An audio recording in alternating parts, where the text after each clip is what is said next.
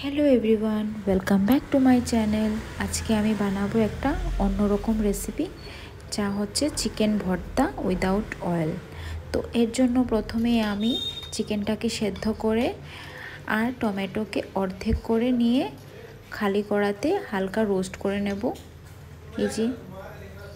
এই টমেটো আর কাঁচা লঙ্কা হালকা রোস্ট করায় স্বাদটা একদম অসাধারণ লাগবে খেতে। এই যে আমার রোস্ট করা হয়ে গেছে, এটা আমি নামিয়ে নেব। আর ওই সাইডে আমি চিকেনগুলোকে ছাড়িয়ে নিয়েছিলাম।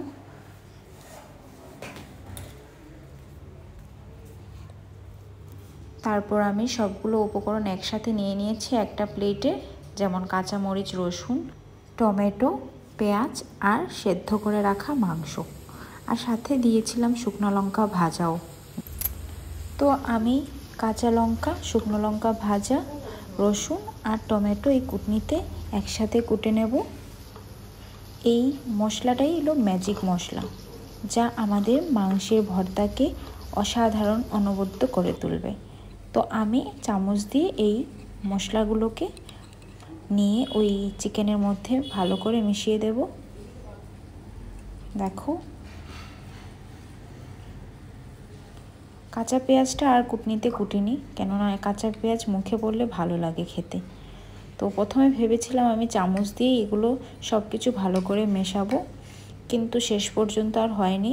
চামচ দিয়ে ভালো করে মেশানোও যায় না, তাই আমি হাত দিয়ে চটকিয়ে ভালো করে মিশিয়ে নিলাম সবগুলো উপকরণকে একসাথে। আর দিয়ে দিলাম পরিমাণ মতো লবণ। আগেও মাংসের সেদ্ধ যখন করেছিলাম তখন লবণ দিয়েছিলাম, তাই লবণের পরিমাণটা একটু কমই দিলাম।